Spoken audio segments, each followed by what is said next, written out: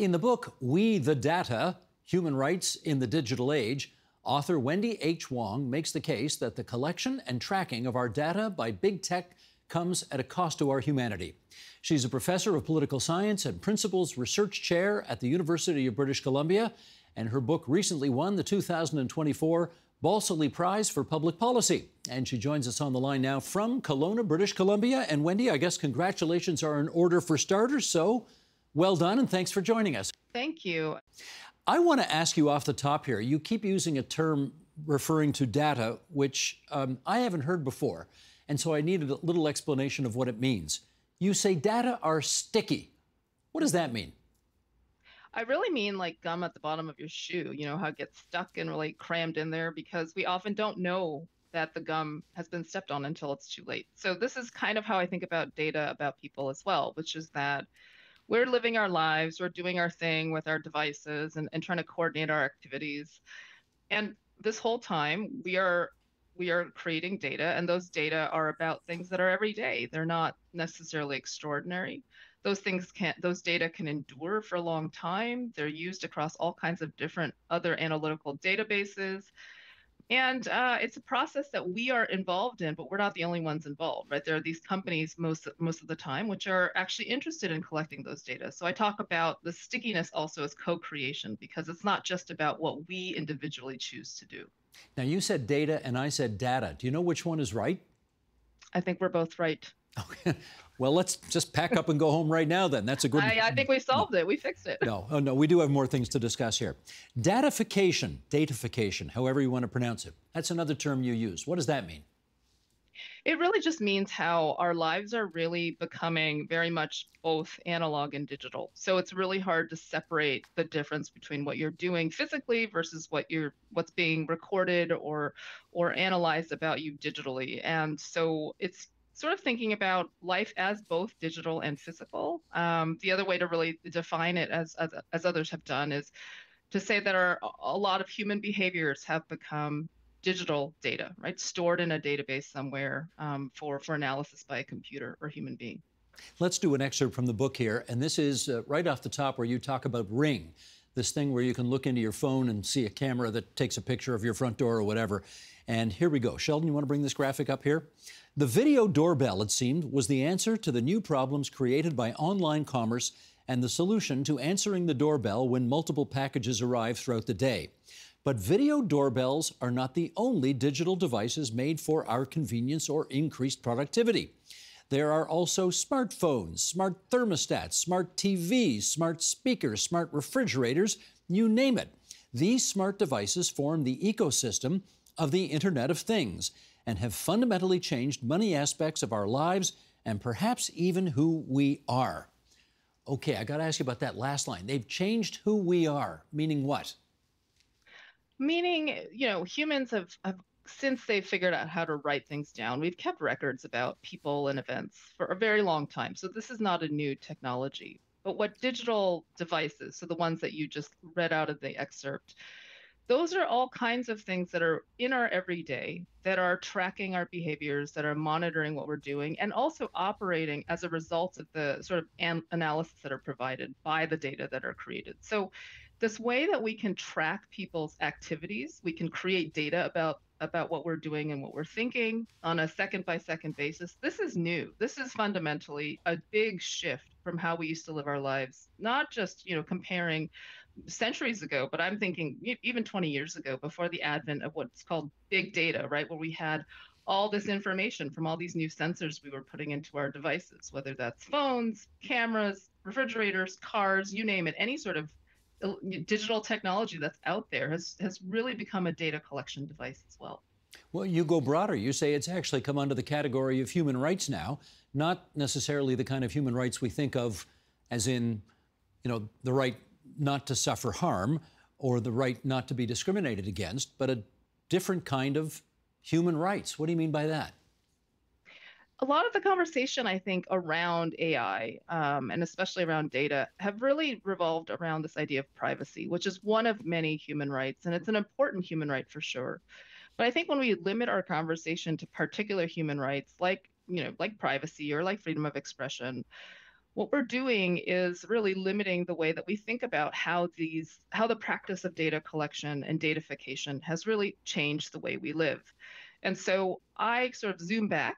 I like to think about, well, what it is that human rights were created for. And so in the 1940s, after World War II, the world came up with this list of rights, the Universal Declaration of Human Rights, and the values they were based on were the values of autonomy, dignity, equality, and what they called brotherhood at the time, which I think in 2025 we're calling that something like community, right? So what it means to live as an individual among other human beings while protecting or trying to balance these various values that really underlie the things that we care about, like privacy, like freedom of expression, like freedom from discrimination, as you said.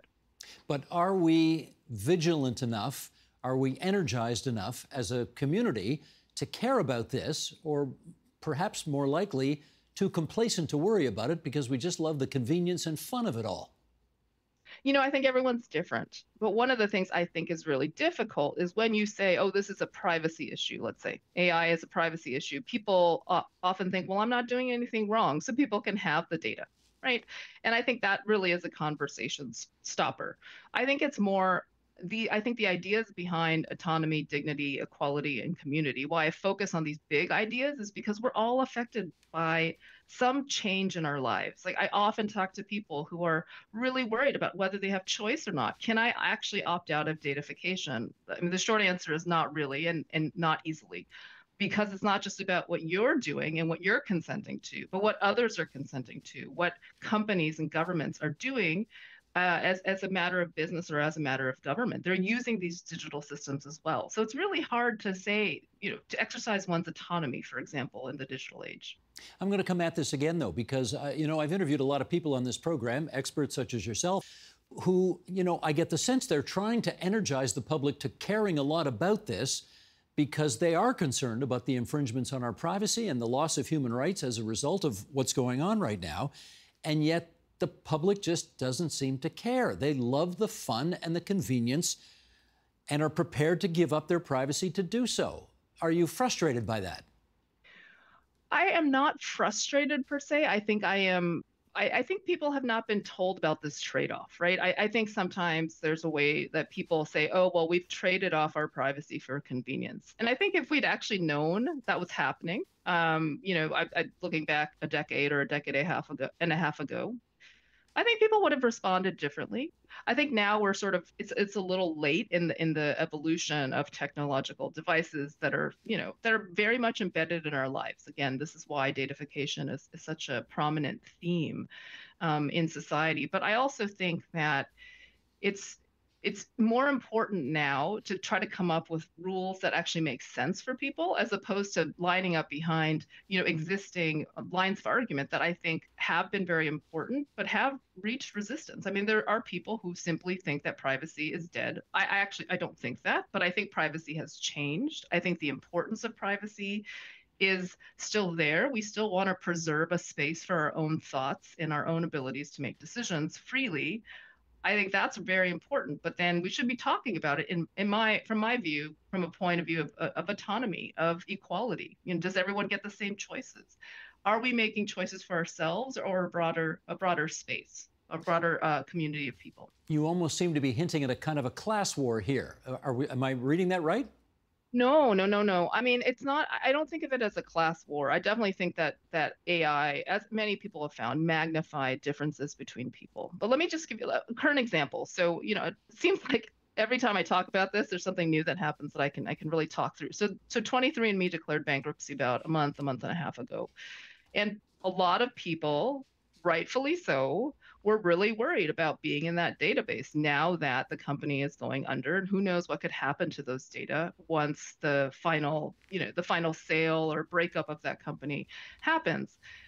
But that's a case I talk about a lot in the book prior to this announcement of bankruptcy, precisely because if you've entered that database, if you've done the spit test, you've not only entered it for yourself, but for everyone related to you, because DNA are inherently shared. They are, a co-created form of data that we maybe don't think about in those words. But certainly everybody understands family resemblances. And I know that most people entered that data set maybe not to find out about diseases per se, or genetic disorders, but to find out who they might be related to, and where their genetic heritage comes from. That's fun. But it also has now come at this sort of conundrum, this price that we probably didn't think about before we chose to do the spit test. That is a concerning example, but let me give you the other side of the coin. And again, we'll go back to Ring, the example we talked about off the top, where you can look at your cell phone and there's a camera at your front door, and you can presumably feel a little safer about who's on your property or who's leaving what at your front door in exchange for giving up some privacy rights. Now, that seems to be a trade that a lot of people are prepared to make. You okay with that? It's important to point out whose privacy we're talking about, or whose data, right? So yes, if you are the Ring doorbell owner, you have, you've presumably thought about what could happen if you're recording things at your front door.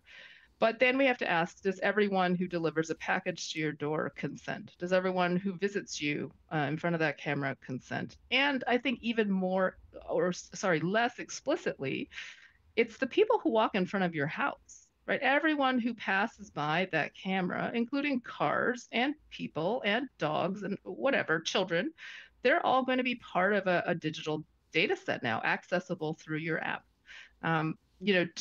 We cannot actually make that decision for other people. And I think that is something that has come up now. I know some people living in, stratas, that has come up because people living in the strata don't want to, or do not feel it's right to not consent to that kind of addition to one's house. And so on the one hand, it's about the property owner, the Ring doorbell owner. On the other hand, it's about the community in which that person or that household lives. You know, this is hardly a new subject. I mean, it was almost 80 years ago that George Orwell warned us about this in 1984, the surveillance state and all of that business. But, I guess for a lot of people, it feels right now like we are neck deep in this, and it's almost past the point of no return to reverse any of this. Do you agree? So given my background in looking at human rights activists and what they do in the world, and also looking at various social movements, there's never a good time for norm change, for social change, for political change. And so you could tell the folks who started the human rights regime, that I referred to in the 1940s, was it too late? I mean, we just experienced the Holocaust. There were lots and lots of things that governments were doing to people that we think of now as unacceptable or as torture, that back then were part of political activity. So in that sense, no, I think that the realization that it's not just about government surveilling. I think it's about the fact that we actually have companies who are doing the work of the data collection, companies that are investing resources into developing AI systems that could better evaluate and analyze those data. It's not about the state versus individuals and communities now. I think it's also about how companies and their products have really enmeshed themselves in our lives, for good and for what I would say is at least worrying, and something that we should be talking about more explicitly, rather than saying, oh, this is just about privacy, or this is an AI issue. I think it's really a data issue. Sure, but if you're on the internet, you're presumably there forever.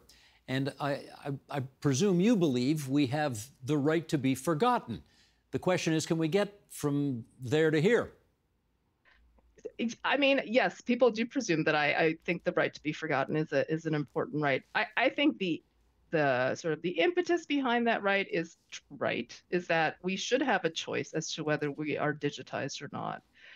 But the right to be forgotten is exercised after data have already been created. And that's my number one sort of caveat around that right, which is, I think that the step should actually be before the data are actually in existence to be forgotten or to be erased. We should actually be very mindful. We, meaning people, we meaning governments, should be doing things to set guardrails for what types of data ought never to be collected, or to be collected and then properly disposed of, if that's possible. I hint at in the book that might not be possible. Data are really hard to track. But right now, I do think that, I think it's really important to think about how whether data should exist or not, what types of human data should exist, and then set the proper guardrails around protecting our rights. Like, when is it that the existence of data actually threatens our ability to exercise our rights that already exist? Well, to follow up on that, we're trying to figure out who the bad guy is here. And if you read 1984, it's the surveillance state. But today, is the surveillance state the biggest threat to our privacy and our human rights, in your view? I mean, I think there are multiple. If you were to rewrite George Orwell's book, I think there are multiple parties to be concerned with, and a lot of times we call that other party, besides the state, we call that party big tech. And I think that that describes a certain set of companies that are very powerful. They drive the global economy, and they really underwrite the way that we live our lives today in terms of providing just the basic technologies that enable all kinds of human interactions and exchanges. So I don't know if it's not that anyone's bad per se, but I think that as a political scientist, one of the things that I worry about is a disproportionate or unequal distribution of power in society. When one or more actors become so much more powerful than other groups or individuals in society, that's what human rights were set up for, was to guard against the excesses of the state. And I think now we need to think about how we might want to preserve some of those key values that human rights were trying to protect, when now we have, big tech digital companies also making incursions into the way that humans experience their lives. Wendy, let's go back to first principles here for a second. And I'm sure you remember an occasion where I think it was Mark Zuckerberg who was testifying before a Senate committee in Washington, and an octogenarian senator looked at him and clearly didn't know anything about Facebook, because he said, "This is free, right? How do you possibly make any money when this is free?" I think most people understand now how they make money despite the fact that it's free. But let's go there. Let's follow up. How do they make so much money out of knowing, for example, that I like to go to the local ice cream store at 8 o'clock on a Wednesday night for a cone before heading home? I mean, there's a huge data market. And this is why it's not just what we experience. It's not just these devices I focus a lot of attention on in the book. It's also just the way we're living. I mean, people create products, they create services, they improve what they're doing based on what they can ascertain from the patterns of behavior that people leave behind through these digital data traces. And so I think it's that, we wonder how much money there's, but there's an enormous amount of money in that, right? In the sale and exchange of data. And so one of the things that I think people really struggle with is, if you regulate data, what's going to happen to these very powerful, very rich companies that have made a lot of money in the exchange of data? And my rejoinder to that is always, these are very clever people who have come up with innovative products that have fundamentally changed how we live. And if we give them more regulations or more restrictions, I don't have so much doubt about their capacities to work through different types of restrictions on the use of data. I think that's exactly, you're asking the right question. And at the same, it's hard to imagine that data could be so valuable, but they are, right? They are. And people have called data the new oil, for example. We also tend to think about data as detritus or exhaust. So we have this very bifurcated and conflictual relationship to data. Do you think Europe is dramatically further along on the path of protecting its citizens from all of this than we are here in North America? I think they've made headway. I think that they have really tried to define the potential harms, what they're calling the risks in the EU AI Act, around technologies like AI. What I don't see as much movement on is to think more about how, potentially it's not just companies that are bad guys in this situation, as we talked about. Governments can also abuse citizen data. Governments can also use AI systems to discriminate or harm citizens as well. And so what I see coming out of Europe, on the one hand, is encouraging. I think the AI Act is great. The Digital Markets and Digital Services Act, which cover how big tech companies operate within Europe, is a step forward. However, the way that they think about data, through the often discussed General Data Regulation Act, General Data Protection Regulation, the GDPR, I think one of the issues is that the data have to be identifiable, right? In order to delete or port your data, which is an important set of rights in that legislation, you have to be able to find those data.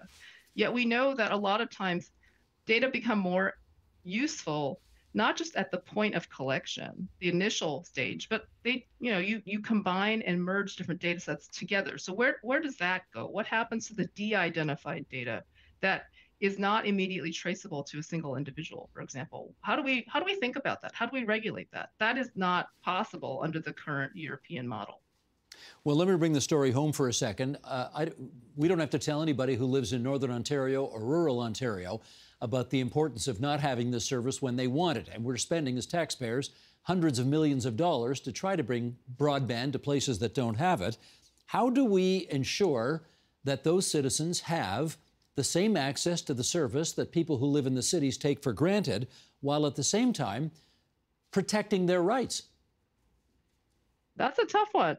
On the one hand, I think you're absolutely right in speaking to the inequality in terms of accessing critical technologies like broadband internet or high-speed internet. So on the one hand, that's an equality issue, but it's a different kind of issue, as you point out, from the ones that I talk about in the book. So this is why I focus a lot on this idea of literacy in the book, thinking about how citizens and groups within society and governments should be creating policies around ensuring that citizens are literate in the digital age. Now, in the book, I talk about data literacy because I'm very focused on how data fundamentally change human life. But others talk about AI literacy or more broadly, digital literacy. The ideas are very similar in that right now, there are very few people who are experts on this stuff. They're the ones making the technologies and drawing the inferences from the vast pools of data they've collected. The rest of us are a mix of somewhat literate to, I would say, not literate or illiterate in digital technologies, which is in data, which is not to say that, that to cast any aspersions on people, but it is to say that our systems are not prepared to teach us about the implications, uses, and potential downfalls of having so much data about people. And also, I would add the benefits, right? So it's not all negative, but I do think that we're sort of our ways of thinking about literacy and what it means to be competent and understand what's going on in society are locked into the analog way to think about things, which is reading, writing, and arithmetic. Even if data or data literacy is a right, most education begins, for most people, in the early years of life. So how do we ensure that all generations have access to data literacy? Yeah, this, again, a big question. So a lot of people are working on the K through 12, right? Ensuring that kids are entering their adulthood and equipped for the rest of their lives with these skills. And I think that's commendable and absolutely necessary. But most of us aren't kids. And so one way to deliver this kind of information, to sort of make data less scary to most people, I think there's a tendency to think data are numbers or math, which is true. But there are also ways to understand how data work, why data are created, how data themselves come into being. And that could be transmitted in my ideal world, policymakers would come to realize that we have institutions that have already passed on literacy skills quite effectively. These are public libraries. Public libraries are really well positioned. They're embedded in our communities. People use them all the time, not just for books and video, but also just to hang out. They're accessible. They're in all these different communities for the reason that they are accessible to the public. And I should add that librarians are uniquely positioned in our society because they are what I call the original data stewards. They're the ones who take all this information that humanity has created and create order around them, right? We can go to a library and find anything we want because librarians have gone through the task, perhaps sometimes thankless, of organizing all that information into coherent, accessible, and easily and readily available resources for the community. Terrific. We want to thank Wendy H. Wong, the author of We the Data, or it could be We the Data. You say tomato and I say tomato? No, never mind. Let's call the whole thing off, Wendy, and thank you for coming on our program tonight. We're really grateful. Oh, thanks, Steve. It was such a pleasure.